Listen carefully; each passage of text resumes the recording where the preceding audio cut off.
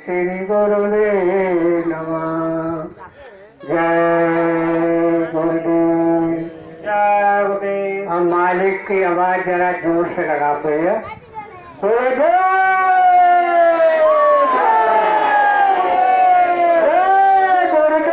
नाम किसका? प्रभु का पावन और पवित्र नाम, इसलिए प्रेम से जय गुरुदेव। मंच पर विराजमान विश्व विख्यात परम पूज्य बाबा जय गुरुदेव जी महाराज के चरण कमलों में कोटान कोट प्रणाम करते हुए तथा हमारी जिला के राष्ट्रीय वक्ता श्री गणपत राम कश्यप जी तथा दूर दराज से आए हुए हमारे सभी सत्संगी जन, मातृशक्ति, बच्चों तथा बच्चियों, गांव के सभी सम्मानित व्यक्ति तथा जहां तक मेरी आवाज पहुंच रही हो सभी के लिए मेरा जय गुरुदेव स्वीकार हो। देखो ये सत्संग है और सत्संग का मतलब है सत्य का संग। सत्संग तो बहुत से समाजों में अपने अपने हिसाब से होते हैं। देखो सभी सत्संग करते हैं। कोई जुआ खेल रहा है तो वो भी अपना सत्संग कर रहे हैं, चार से आदमी आपसे अपना मनोरंजन कर रहे हैं, सत्संग कर रहे हैं। शराब पीने वाले हैं वो भी सत्संग कर रहे हैं और एक दूसरे के कम मिलाते हैं राम राम, यानी जो कुछ अपनी चर्चा है सब सत्संग ही है। लेकिन ये सत्संग जो है उन सब से हटकर है, ये सत्य का संग है।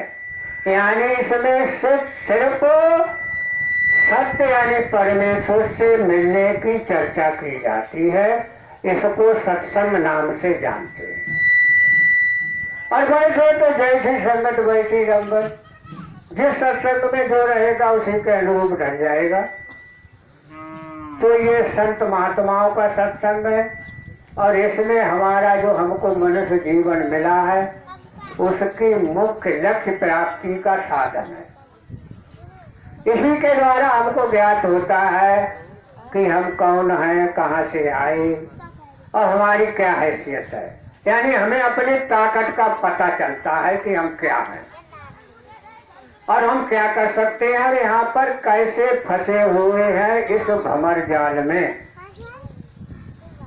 अब इससे कैसे निकलेंगे। इन सब का समाधान सिर्फ इसी सत्संग के माध्यम से होता है।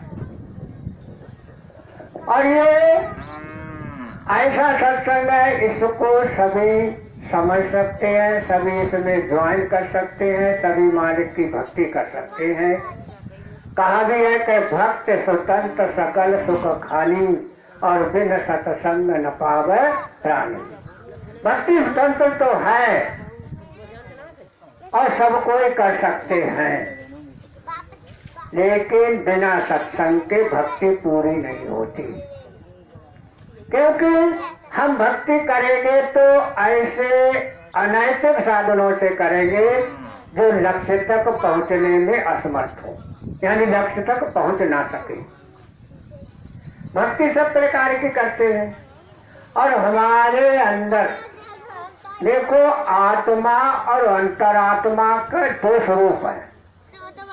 एक तो आत्मा, ये तो सभी सामान्य व्यक्तियों के अंदर होती है, और अंतरात्मा यानी है एक चीज लेकिन स्वरूप इसके दो हैं। अंतरात्मा उन पहुंचे हुए महापुरुषों के अंदर होती है, जो चैतन्य शक्ति जिसकी जागृत हो जाती है। और उस अंतरात्मा का सबको ज्ञान भी नहीं होता। जैसे मिर्ग के अंदर कस्तूरी है और वो उस कस्तूरी की सुगंध को वन वन में भटकता फिरता है उसकी प्राप्ति के लिए ही। तो ठीक इसी तरह से उस अंतरात्मा का ज्ञान सबको नहीं है जो हमारे अंदर है, और उसकी खोज में इधर उधर भटकते रहते हैं। परिणाम यह होता है कि लक्ष्य की प्राप्ति नहीं होती। जब अंतरात्मा जागृत हो जाती है, जिसके अंदर चेतना शक्ति जागृत हो जाती है, तो उसके अंदर से एकदम इतनी जोर की आवाज और तड़प आती है, जिसको सुनने के लिए जीव जो है मजबूर हो जाता है और उसे सुनने लगता है और उसे सुन करके उस धार को पकड़ लेता है जो शब्द से जोड़ती है। यही अंतरात्मा का मिलन है। और ये हमारा मनुष्य शरीर बेशकीमती क्यों बताया गया? आखिर इस मरने के बाद इसका कुछ भी कोई प्रयोग नहीं होता, लेकिन इसका महत्व अधिक इसलिए है कि देखो, इसमें पहले तो 6 चक्र है। नीचे से हम चलते हैं तो गुदा चक्र, इसमें गणेश जी का निवास है। इसके बाद आता है लिंग चक्र, इसमें ब्रह्मा जी का निवास है। उसके बाद आता है वो क्या कहते हैं इसे, नाभि चक्र। नाभि चक्र में विष्णु जी का निवास है। फिर आता है हृदय चक्र, और हृदय चक्र में शंकर जी का निवास है। और कंठ में सरस्वती आद्या शक्ति का निवास है। और ज्ञान चक्र में जीवात्मा का निवास है, वहीं पर परमात्मा मौजूद है। तो जो जीवात्मा का निवास यहाँ ज्ञान चक्र में है, ये जीवात्मा के द्वारा सभी शरीर का संचालन होता है। ये केंद्र है, विद्युत शक्ति जैसे होती है, किसी सेंटर में विद्युत शक्ति होती है तो वहां से सभी को सप्लाई की जाती है विद्युत शक्ति। तो इसलिए इस शरीर का महत्व है, क्योंकि सभी चीजें इसके अंदर है। स्वयं जीवात्मा और परमात्मा सब कुछ प्राप्त करने की क्षमता हमें इसी में प्राप्त है। लेकिन हम जाने अनजाने इधर उधर भटकते हैं। एक बार गुरु रामकृष्ण परमहंस ने अपने शिष्यों से कहा, एक नदी किनारे पहुंच गए टहलते टहलते, तो उस जाल में बहुत सी मछलियां फंसी हुई थी।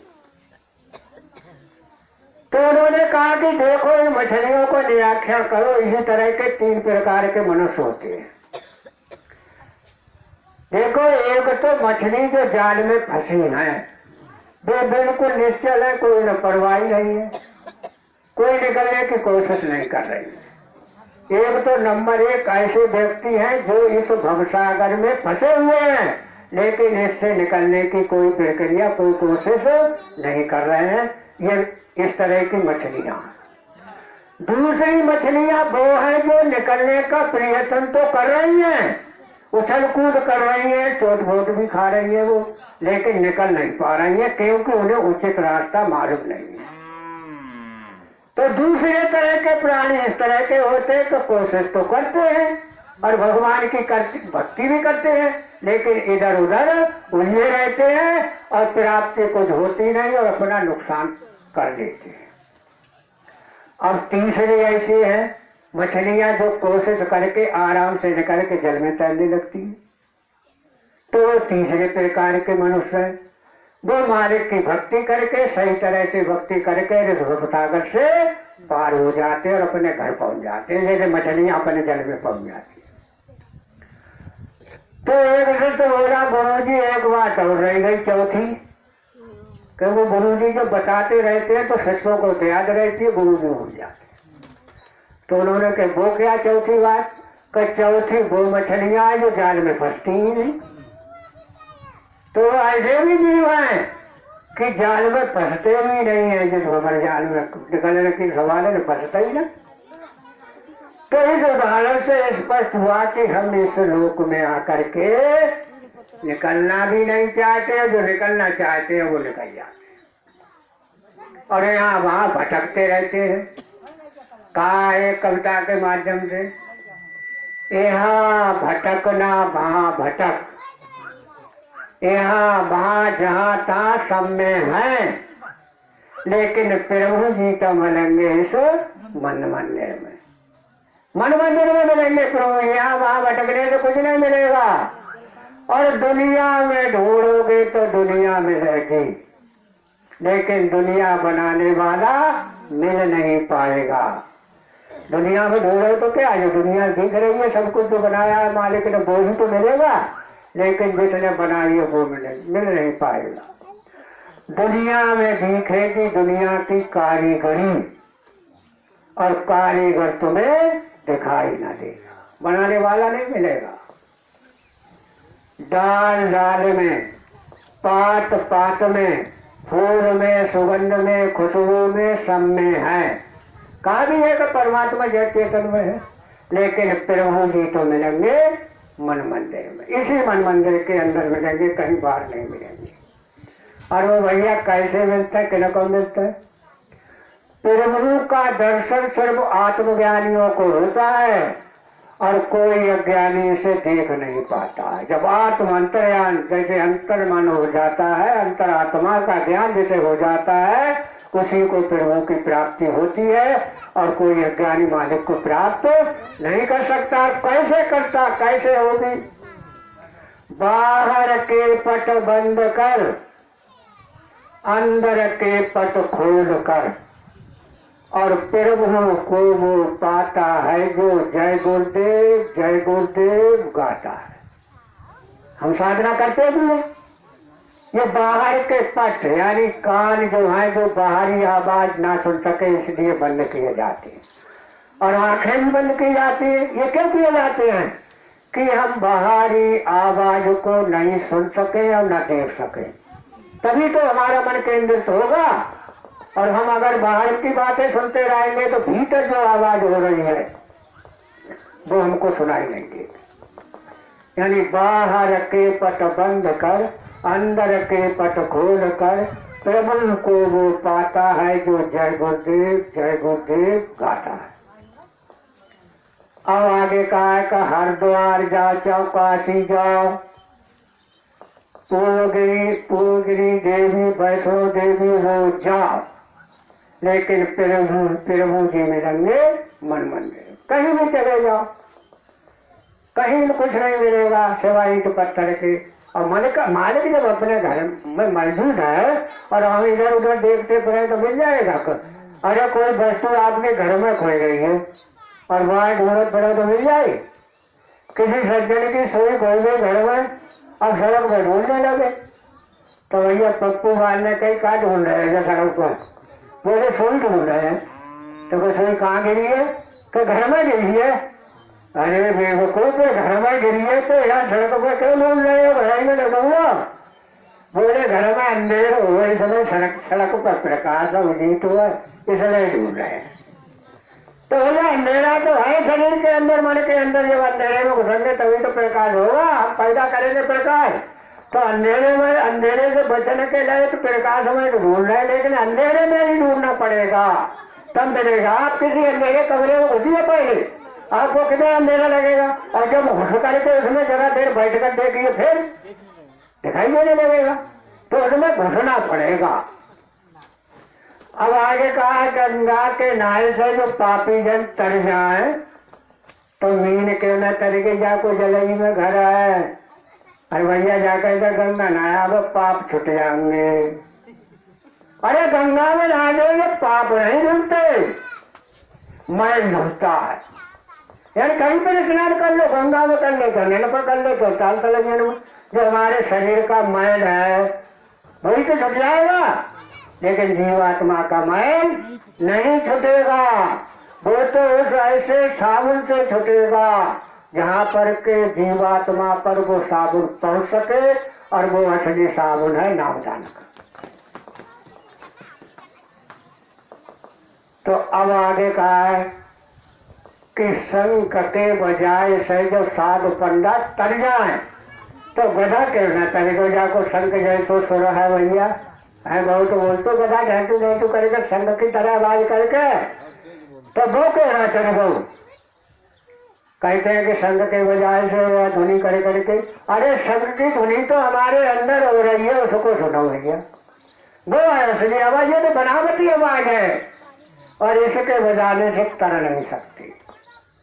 और वो आवाज हमें सही में दिखाई नहीं देती, सुनाई जल्दी नहीं पड़ती। क्यों? कि हम बाहरी आवाजों के सुनने में लगे हुए हैं।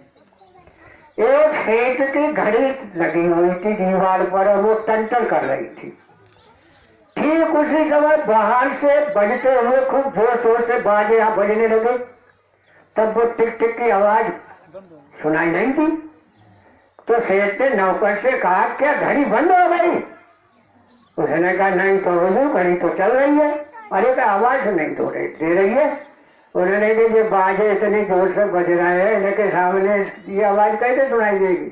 तो ठीक इसी तरह से हम बाहरी आवाजों को बंद करके जब अंदर की आवाज को ध्यान से सुनेंगे तब वो आवाज हमको सुनाई देगी।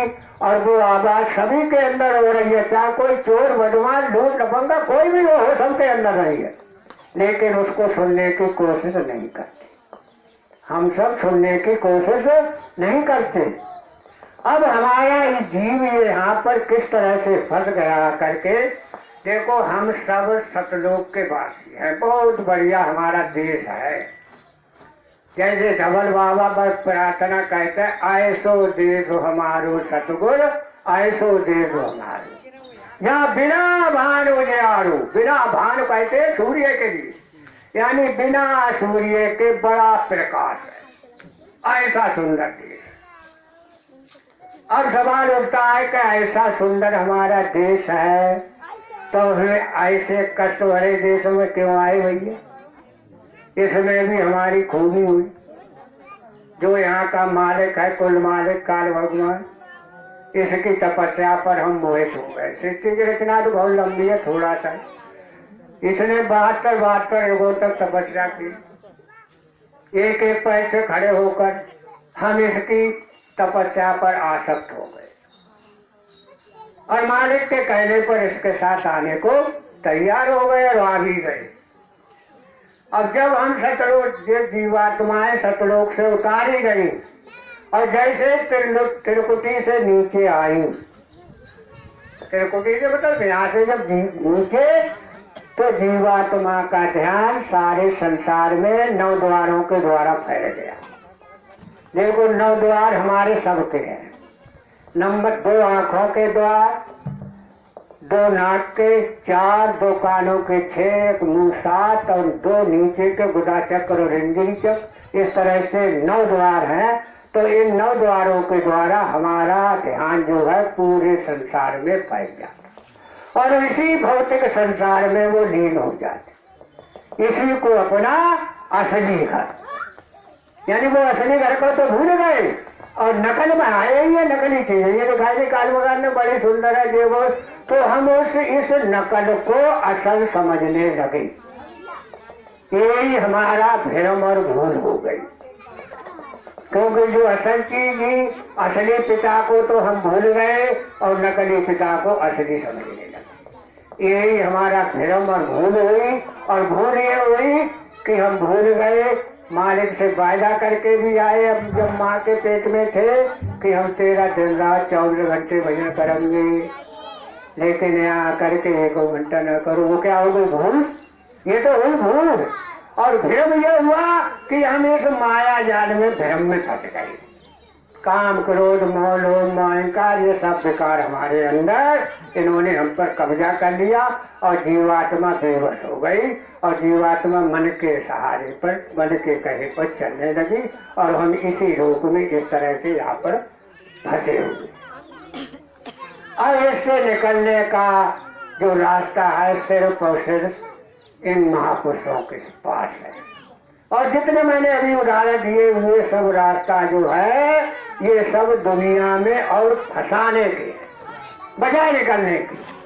हमारे डॉक्टर साहब तो गंगा किनारे रहते हैं, मैंने देखा था एक बार अनुभव करके, गंगा में एक हला होता हलाला, वो ऐसा होता है तो ऊपर से तो पट सूखी जैसी मालूम पड़ती है और नीचे वो बहुत गहरा होता है। मैं उसमें फंस गया एक बार, इसलिए मेरा अनुभव है। ये मेला लगता है चौवारी का गंगा घाट पे, वहाँ हमारी नंसारा है खाओ में, तो वहाँ गए थे बैल बेचने के लिए, चौवारी में जा रहे, कुछ 7 वाले आगे निकल गए, हम पीछे रह गए। हमने बैल को तेजी से भगाया, सो वो बजाय पकड़ने के एक तरफ को जैसे फिसला तो उसे हलना में जा पड़ा। और जैसे उस बैल ने कोशिश की पूरे चारों पैर और गुडे अब मैंने उसको खींचने का प्रयत्न किया, मैं भी इतना चला गया परियों तक। फिर मैंने बड़ी मुश्किल से इस तरह से पीछे हट करके बैठ कर जरा हटा, तब तक वो लोग आ गए तो उन्होंने वो झाड़ू होती है ना गंगा किनारे, वो डाली करवट से पहले बांध के और एक पैर निकाला, दूसरा निकाला और झाड़ू डाल के इस तरह से वो निकाला।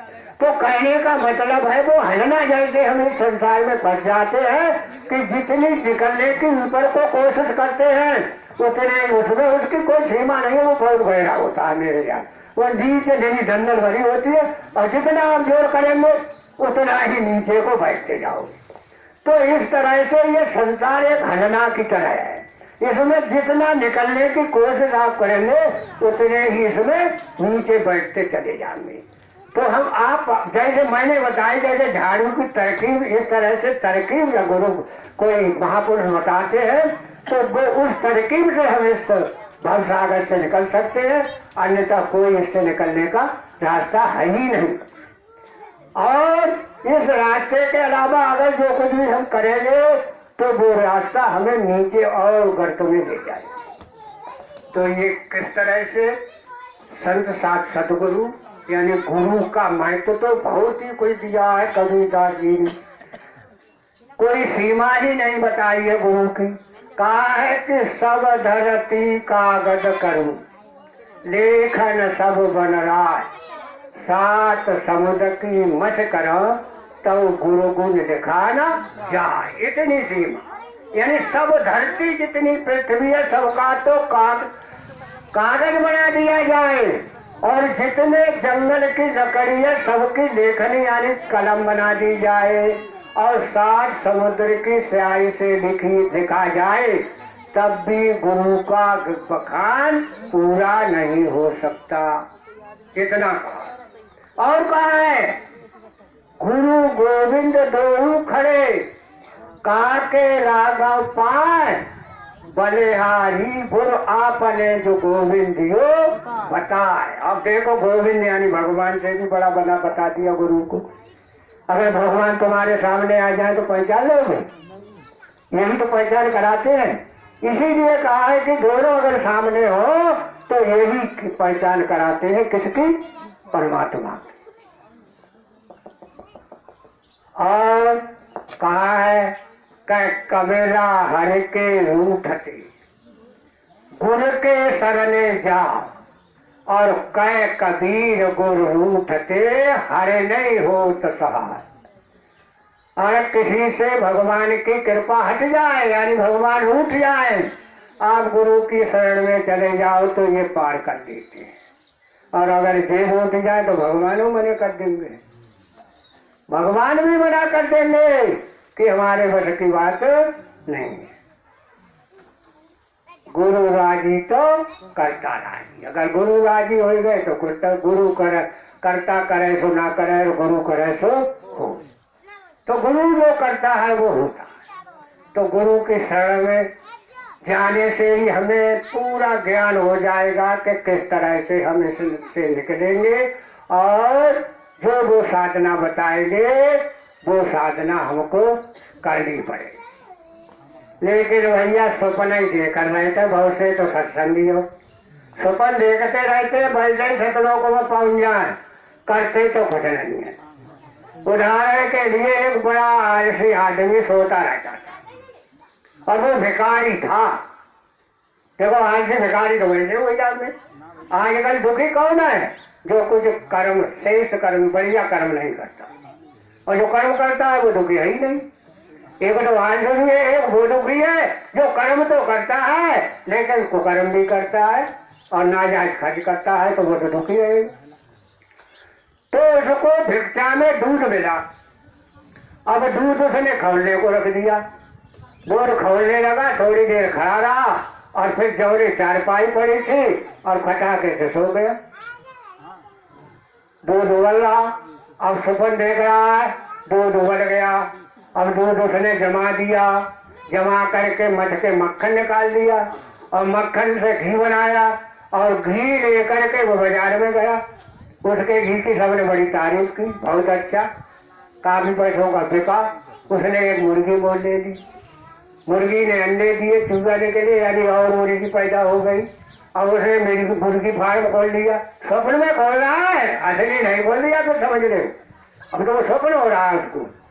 अब मुर्गी फार्म के बाद और आदमी भैंस गाय डेयरी फार्म खोल लिया, बहुत बड़ा आदमी बन गया, अच्छे घर से शादी हो गई, बाल बच्चे हो गए। अब उसमें कुछ को सर्राफे की दुकान हो गई, सुनारगिरी की, राजा भी उसके पास आने लगा। उसने बहुत बड़ा भंडारा किया, सबको निमंत्रण किया, राजा को भी न्योता दिया। अब सब तरह के व्यंजन बन करके बड़े बड़े भगोने में रखे। अब उसने क्या किया, उसका लौंडा आया तो उसने सब भगोने लौट दिए। अब उसके पास एक डंडा पड़ा, उसने उठाकर लड़के की तरफ फेंका, सो वो उसी बर्तन में लगा जिसमें दूध खोल रहा था, टंडनी। तब आँख खोली तो देखा तो दूध तो जल करके राख हो गया। और सपना सिर्फ सपना ही रहा। तो जो सपना देखते रहते हैं उन्हें कुछ नहीं मिलता है। स्वप्न तो स्वप्न है, वही थोड़ी देर का हुआ। और वैसे तो कहा है संत मत में कि ये सपना तो सभी है। अरे कोई एक रात को 1 घंटा का सपना है, कोई 40-50 साल है, जब तक जीते हैं स्वप्न तो सब है, सभी स्वप्न है। तो ये स्वप्न को अगर देखते रहोगे, अपना मेन मतलब नहीं बनाओगे तो कभी मालिक की प्राप्ति नहीं हो सकती। अब गुरु हमको काय की शिक्षा देते हैं, नाम दान। ये सबसे बड़ी दात है, दान सबसे बड़ा दान। धन और कोई भी इसके मुकाबले इसको कीमती नहीं, बहुत कीमती है। लेकिन उसको हमको संभाल करके रखना।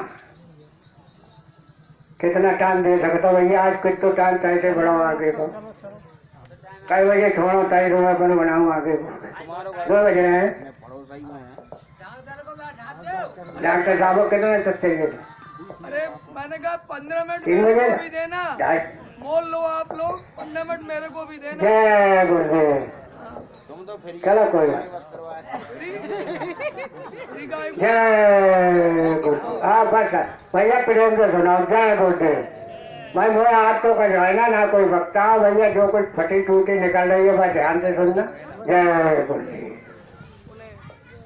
हाँ, तो सत्संग का मतलब है कि जो कुछ मालिक ने बताया उसके अनुरूप हमें काम करना चाहिए। देखो एक सेठ जी थे, तो उनके 4 पुत्र वधुएं थी, यानी 4 लड़के तो 4 उनकी बहुएं थी। जब वो देशाटन के लिए चली तो उन्होंने अपनी 4 पुत्र वधुओं को बुलाया और कहा कि देखो मैं ये तुमको ये धरोहर देता हूँ और इस धरोहर को मैं वापस आकर के ले लूंगा, ठीक है? तो पहले बड़े भैया शांत हो जा, जय गुरुदेव, बैठ जाओ अपनी जगह पर, जहाँ जगह में जाए, डिस्टर्ब मत करो। जय गुरुदेव। तो पहली बहू को बुलाया, 5 दाने दिए सिर्फ और कहा कि इन 5 दानों को संभाल कर रखना और यात्रा से आने के बाद मैं वापस ले लूंगा, ठीक है? उसने कही अरे ससुर जी ने कोई चीज है ये धंधे की, कई मान जेवर देते तो ठीक ही, दे तो कहा जाओ 5 दाने, उनने लए तो फेंक दे। अब दूसरी पुत्र वधू को बुलाया, उसको भी यही 5 दाने दिए और कहा कि लो ये 5 दाने में तुम्हें धरोहर के लिए देता हूँ और वापस आने पर वापस ले लूंगा। उसने जरा समाज गांठ बांधे का कोई ताकत फेंक दे। अब तीसरी को दिया, उसको भी वही 5 दाने और कहा कि इन्हें संभाल कर रखना, वापस आकर के लौट वापस ले लूंगा। उसने जरा हिफाजत से संदूक में बांध कर रख दे। अब चौथी बहू का नंबर आया, उसको बुलाया, उससे कहा लो बेटा ये 5 दाने और मैं जब देशाटन से लौटूंगा वापस तो वापस मुझे कर दे। अब देखिए भैया बानर, चौथी बहू ने क्या किया, सब ने तो ऐसे, पहली ने तो फेंक गए, दूसरी ने ताक दीवारों फेंक दे, तीसरी ने संभाल के संदूक में रख दे और चौथी ने क्या काम किया, उन 5 दानों को एक क्यारी में बोया। अब जब उन 5 दानों को बोया तो उनसे जो फसल तैयार हो उसमें जानते हो कितने हजारों दाने हुए होंगे। उन दानों को फिर उसने बोया अगली क्यारी में। तो वो तो तीर्थ यात्रा के लिए काफी समय के 1-2 साल गुजारते थे 6 लोग पहले। अब उसने उन दानों को लगातार क्रम से बोती रही। जो पैदा होते रहे उनको बोती रही। फिर तो एक फार्म ज्यादा सी जगह में खूब बोया और इतना गेहूं हो गया कि उसने एक स्टॉक भर दिया, बोरे भर दिए स्टॉक में। अब जब वो अपनी पूरी यात्रा करके वापस आए, भैया शांति से बैठ जाओ, जो मुझे ना मालूम पड़ा कौन आया और कौन गया, यहाँ जिसे स्थान मिले वो शांतिपूर्ण हो, क्योंकि अपनों तो खराब करिए रहे टाइम, जो ध्यान से सुन रहे हैं उनका डिस्टर्ब हो रहा है, इसलिए चुपचाप भैया बैठ जाओ। जय गुरुदेव। अब वो अपने यात्रा के बाद जैसे ही वो सेठ जी वापस आए, अब उन्होंने सबको बुलाया और कहा देव हमारी धरोहर ला करके। अब पहली बहू जो आई, हमने यहाँ तो मैंने रहेगा 5 दाने, तो हमने तो फेंक रही कहाँ गए, कोई बात नहीं। दूसरे ने ज्यादा ढूंढान करे तो वांगू ना मिल रहे, फिर कौन फिक्र करे 7-2 साल बाद। तीसरी ने संदूक में ढल रहे समय के बाने कही ले, बाने में 5 के 5 ही लौटा के दे। अब चौथी बहू से कही कि बेटा तुम अब बताओ, उन्हें कहो दिखा चलो दे दे अपने आप 5 दाने को। वो जाकर के स्टोर में ले गई, ये है 5 दानों की आपकी मेहनत और बरकत। तो इसका अभिप्राय ये है कि हम में वैसे ही 4 तरह के हैं। जब मालिक ने नामदान दिया, गुरु जी ने हमको नाम दिया, तो कष्ट तो वही मथुरा ही छोड़ जाए, बेवा खोए गए, कोई मतलब ना। कज भल्ला आए तो एक आध दिन देखो जाको तो उन लोगों को फिक्र ना है, यानी भजन नहीं किया। नामदान तो ले लिया लेकिन भजन पहले वाले तो मथुरा में छोड़ आए, भजन नामदान लिया वही तो कोई मतलब ना। दूसरे वाले घरे आए के भूल गए। तीसरे वालों ने देखी, तीसरे वाले सत्संगी होते हैं, उन्होंने कहा ध्यान करो, तो 2-4 दिन हो गए भूल गए। अब जो पक्के सत्संगी होते हैं उनने उसकी कमाई की धन बढ़ाया और उनकी बरकत होने लगी। तो ये इस उदाहरण का मतलब ये है कि ये नामदान जो है 5 दान नामों का जो हमको मिला है, जैसे सेठ जी ने 5 नाम 5 ही दाने तो दिए थे, इसी तरह से गुरु जी ने हमको 5 दानों का नामदान जो दिया है, उसको इस तरह से हम बढ़ाएं, इस तरह से कमाई करें कि दिन दिन भर वो बढ़ता चला जाए, तब तो हमारा सत्संगी होने का मतलब पूरा होगा। अन्यथा हम उन सब गए बीते हैं जिन्होंने नामदान नहीं, वे तो बड़ी है, उन्होंने तो लिया ही नहीं, वे तो छुट्टी उनकी आई, उनका तो कोई मतलब ही नहीं है। और जिन्होंने जानबूझ करके, अब तक हम जानते नहीं थे, अरे मैं भी नहीं जानता था जब इसमें नहीं जुड़ा था, इससे पहले मुझे भी अध्यात्म में ज्ञान नहीं था, भौतिक ज्ञान तो था, लिए तक किया ज्ञान तो सब कुछ था, लेकिन रिटायरमेंट होने के बाद मैंने विचार किया दुनियाई कमाई तो बहुत कर ली, अब कुछ मालिक की भक्ति करनी चाहिए। मैं अपने अनुभव की बात बताया, तो मैंने पहले तो इन ग्रंथों को पढ़ा, महाभारत और रामायण सबको पढ़ा, भागवत वगैरह, लेकिन उनमें सब में यही निचोड़, यही निष्कर्ष मिला कि बिना गुरु के ज्ञान नहीं मिलता। कोई शास्त्र नहीं बताता है कि बिना गुरु के ज्ञान डायरेक्ट मिल जाए, कोई कहीं बता दे, कोई ग्रंथ ले खोल करके बता दे। अब मैंने सोचा कि मालिक की भक्ति कैसे करें, हमें तो मथुरा का कोई पता भी नहीं था, न गुरु जी की मालूम थी। तो अचानक हमारा एक शिष्य भी है और वो सड़पूता भी है, वो आए हमारे यहाँ, तो उन्होंने कहा कि अम्मा साहब क्या कर रहे हो, कैसी दिनचर्या चल रही है। बोले हमने कि अल्लाह और कामन से तो भर गया, लेकिन हम मालिक की भक्ति करना चाहते हैं, लेकिन कोई है वो हमें तरकीब नहीं सूझ रही है कि किस तरह से करें मालिक की भक्ति, कोई आधार होना चाहिए, ऐसे ही राम राम दिन वाला कर रहा तो कोई भाई। और एक गुरु जी, क्योंकि वो शिष्य भी था, तो तुम हमारे संग मथुरा चलना, ठीक है।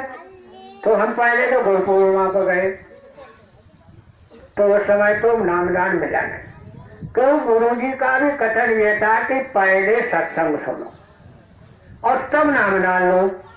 तब नामदान का महत्व होगा, क्योंकि सत्संग बिना सुने ये समझ में ही नहीं आएगा कि ये क्या माया। और पहले मैं भी गया गुरुपूर्णिमा में, तो मुझे भी कुछ खास पल्ले नहीं पड़ा। और गुरु जी के हिदायत के अनुसार फिर हम अगले भंडारे पर गए तो खटाक से नामदान मिल गए दोनों पत्नियों। और तभी से इस तरह से भैया साधना। तो देखो जो जिस मतलब जिसका अब कहते कि शिष्य गुरु को ढूंढता है, ऐसा नहीं है। गुरु शिष्य को ढूंढ लेते हैं। जब हमारे अंदर ये प्रवृत्ति हुई तो हम खुद वहां पहुंच गए खटाक से और नामदान मिल गया। तो इस तरह से मालिक की भक्ति जिसके, और वेद भी कहा है कि भाग्य में प्रारब्ध में जिसका, जिसके पूर्व जन्म के संस्कार उदय होते हैं उसी को ये नामदान ये सत्संग मिलता है, सबको नहीं मिलता। संत समागम है कथा जे दोनों दुर्लभ हो, और दारा सुतो लक्ष्मी जे तो पापी के, ये तो सबको मिल जाते हैं। लेकिन ये सत्संग थोड़ी हो, जिन पर मालिक की कृपा होती है, जिनके पूर्व जन्म के संस्कार उदय होते हैं। पिछले इतिहास को भी देखो, जितने होते हैं, जड़ भरत को देखो, इतना बड़ा पहले का विद्वान था और कुछ आस्था उसकी हट गई तो बीच में हिरण का जन्म मिला, फिर उन्होंने उसको त्याग करके फिर भक्ति में आ गए। और वो शुरू से ही देखो, मैंने 40 साल सर्विस की है। कुछ बच्चे तो ऐसे थे कि एक बार बताने में ही जान जाते थे, उनका क्या था, संस्कार पहले के जागृत हो जाते थे जल्दी। और कुछ ऐसे बुद्धि उन्हें क्या मारे मार थक जाओ, गड़बड़ पड़ाओ। हाँ। तो इस तरह से कुछ पल्ले उनके नहीं पड़ता। तो इसी तरह से ये संस्कार और ये बुद्धि ये प्रकृति की देन है, और ये प्रारब्ध के अनुसार हमको मिलती है। लेकिन अतिशय रगड़ करे जो कोई अगर प्रकट चंदन से हो, कुछ ऐसा भी हो जाता है कि भाई अतिशय जब रगड़ करते हैं तो फिर मालिक कुछ न कुछ तो देता ही होता है। अब ये सुधारात्मक बात रही कि गुरु जी तो सबको सुधारते हैं, लेकिन हमारे सत्संगी भाई बहन बेटियां माताएं ये भी समाज को सुधारती। और ये मूल सिद्धांत है, जितना लड़की और स्त्री जात देवियां जो जितना सुधार कर सकती है राष्ट्र का, उतना हम नहीं कर सकते। और वैसे भी कहा है कि 2 घरों का सुधार करती है। मान लो एक लड़की अगर बड़ी पढ़ी लिखी है, सब है, तो पहले तो मायके वालों का नाम रोशन करेगी और फिर ससुराल में पहुंच जाएगी तो सबको मन को चाहने वाली, यानी सबको प्रिय लगने लगेगी, तो उसका भी उद्धार करेगी। 2 का हो गया, और हम तो एक ही को करने उठ गए। तो इसी तरह से एक सत्संगी की बेटी एक दूसरे धनाढ़ परिवार में ब्याई गई। वो परिवार तो धनाढ़ था और शाकाहारी भी था, लेकिन सत्संगी नामदानी नहीं था। और ये लड़की नामदानी थी, सत्संगी थी, परिवार सब सत्संगी थे। लेकिन अब हम और आप भी सोचते हैं कि जब भैया सत्संगी ना मिल रहा हो तो शाकाहारी के तो मिल ही जाए। अपनी लड़कियों की शादी करते हैं तो ये तो देख ही देते हैं कि अगर नामदानी ना मिले तो शाकाहारी तो मिल ही जाए, तो उसको हम नामदानी तो बना ही देंगे। तो इस तरह से जब वो लड़की पहली बार बिना होकर अपने ससुराल में पहुंची तो एक संत आ गए भिक्षा देने के लिए दरवाजे पर। तो वह लड़की के साथ तो वही पुरानी प्रवृत्ति की, धनाढ़ तो थे लेकिन दिल को लेना है, दान वगैरह कुछ करना नहीं जाते। तो भाई लड़की से कहे क्या कह दे या ना कर, जैसे सजेगा दिन में भाग गए। तो वो लड़की ने सास के आके अनुसार कह दे बाबा यहाँ कहना तुम्हारे। अब बाबा ने दूसरा प्रश्न किया कि जब कुछ नहीं है तो बेटी तुम क्या खाती हो? तो उस लड़की ने जवाब दिया कि हम बासी खाना खाते हैं। आज तुमको बाद में समझाऊंगा, समझते जाओगे बच्चे। तो बाबा जी ने फिर प्रश्न किया कि जब वो निबट जाएगा तब क्या खाओगी? तो उस लड़की ने कहा कि बाबा फिर हम तुम्हारी तरह कटोरा लेकर भूख मांगेंगे। अब दोपहरिया तो झलस गई, क्योंकि वो तो अर्थ ही नहीं समझ पा रही थी।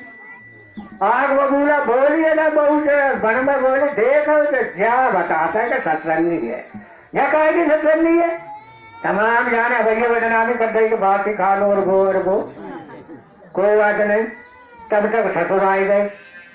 ससुर से उनने कही सास ने देखो तो तुम जो सतंगी की लौड़िया करी है, जा रहे तो कचना राखो तुम्हारे, और बड़ी बुराई व सदेला से कर रही। देखा जो आदमी संयमी थे, एकदम तो नहीं उखड़े, समझदार थे। तो उन्होंने कहा कि बेटी एक बात बता, जब से तू आई है तब तक तुझे बासा खाना कब से मिल रहा है? बासो खाना को खाओ तूने, और फिर तू कह रही कि दोनों बज जाए तो भीख मांगने, ऐसे शब्द क्यों कहेगा बाबा ने? तो उसने कहा कि देखो पिताजी, आप विचार से सुनिए, ध्यान से, कि इस समय जो कुछ आपके पास धन दौलत है वो पुराने कर्म के प्रारब्ध के अनुसार आपको मिला। ये सब धन घुटन भाई जो काय के अनुसार पुराने जो आपने कर्म किए हैं उसका फल आपको भोगने को मिल रहा। अब अगर आप आगे कोई कर्म अच्छा नहीं करोगे या पुण्यदान नहीं करोगे तो ये धन खत्म हो जाएगा, आगे कहां से आएगा? जैसे अभी फसल आपने गेहूं की बोई और ये फसल काट कर आपके घर आई, और अगली फसल ना बोगो तो ये जो खर्च तो हो जाएगा, जब आगे पैदा नहीं करो तो आगे को कहां से आएगा? उसका मेरे कहने का मतलब ये है, उस लड़की ने कहा मैंने उस संत से जब भिक्षा मांगी और सासू माँ ने कहा कि कुछ नहीं है, तो मैंने भी कह दिया, तो उसने कहा कुछ नहीं तो तुम क्या खाती हो? तो मैंने यही तो कहा कि जो पहले पुण्य जो किया है हमारे परिवार वालों, उसका हम जो है वो खा रहे हैं। तो उन्होंने जो कहा कि ये निबट जाएगा तो फिर क्या खाओगी? तो मैंने कहा कि जब ये निबट जाएगा तो आगे हम कोई कर्म करेंगे नहीं या पुण्यदान नहीं करेंगे तो आगे वो कहां से मिलेगा? तो हम बेकारी हो जाएंगे तुम्हारी तरह। बताओ मैंने इसमें क्या पूरा किया? तब उनकी कुछ समझ में आई तो बोले हाँ बेटी ठीक है, कल से खूब डाल गरीबन को लुटाए।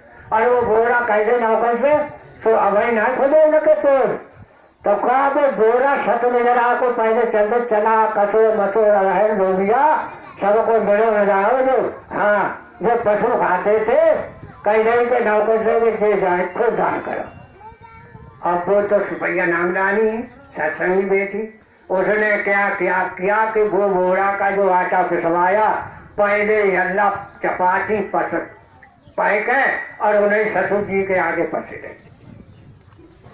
अब ससुर जी तो मारे वो खाने वाले है, अब अकड़ा भिजरा के अकड़ेली रोटी और चौके चीकू छिद गए। अब बोले का अरे बहू जो तूने कहा से रोटी आज पहले ज्यादा हमारे गेहूं से ना नीचे उतर रही है, अब का गेहूं की कमी रह गई। अरे पिताजी जी तो मतलब है, अब जब तुम ऐसो उनको खवाओगे तो अगले जन्म में तुमको ऐसो मिला है, फिर कैसे खाओ? अरे खाना तुमको यही पड़ेगा जो दिया है ये भंडार में फिर आके मिले। तो उनके ज्ञान कपाट खुल गए और कहे कि बेटी अब हम को नामदान दिलवा दे और हम मालिक की भक्ति करेंगे। तो देखो उस बेटी ने कितना सुधार दिया, वो अपना सारा परिवार नामदानी बना लिया। तो इसी तरह से हमको भी सुधारना चाहिए। तो पहले जब हम सुधरेंगे तब सुधरो। कहा भी है कि जैसे कि हमारे अंदर जो कमियां हैं हम पहले अपनी कमियों को निकालेंगे। सिकंदर इतना शक्तिशाली बादशाह था और जब अंत में उसका धन ने किसी ने कुछ साथ नहीं दिया, एक भी सेकंड उसकी आयु नहीं बढ़ा सके, तो उसने कहा कि मैंने विश्व को तो जीत लिया, यानी संसार को तो जीत लिया, मैं अपने से हार गया। यानी काम क्रोध लोभ मोह मेरे अंदर प्रचुर मात्रा में भरे हैं और उसने पूरे संसार को जीती ही तो लिया, तो काय का कारण लोभ के कारण अपना धन ऐश्वर्य बढ़ाने के लिए, लेकिन वो आज कुछ भी काम नहीं आ रहा है, इसलिए मैं अपने से आया। जब हम अपने को कंट्रोल कर लेंगे, अपने के अंदर जब बुराइयां निकाल लेंगे तो हम फिर दूसरे को भी बुराइयां निकाल सकते। अगर हम किसी का अमंगल चाहेंगे तो उसके बदले में उसका अमंगल तो नहीं होगा जिसका हम अमंगल चाह रहे हैं, उसका फल हमको मिलेगा। उसका फल अमंगल का हमको अमंगल का फल मिलेगा और उस पर कोई प्रभाव नहीं पड़ेगा। इसलिए अगर हम अपना हित चाहते हैं तो पहले दूसरे का हित कर। मास्टर मेरा 15 मिनट मेरे को भी टाइम दीजिए प्लीज। दूसरे का मंगल। क्या हो रहा है? तुम लोग बोलो कि हम क्यों आए? जय गुरुदेव। हाँ प्लीज, मुझे भी इस टॉपिक पे बोलना है। जय गुरुदेव, जय गुरुदेव, जय गुरुदेव, जय तसल्ली। जय गुरुदेव। मैं इधर ही, कोई बात ना है भैया। लेकिन थोड़ा क्या कह, अब बोलो भैया, क्या कहना चाहते हो? मैं जो कहना चाहूंगा, मैं माइक दे दो। मैं भी इंटर कॉलेज में डायरेक्शन दे रहा हमें सम्मान में सबका टाइम निश्चित है, तो 4 बजे का टाइम है, हमें आपसे ज्यादा मालूम। और वैसे आप चाहो तो मैं अभी बंद कर रहा हूँ।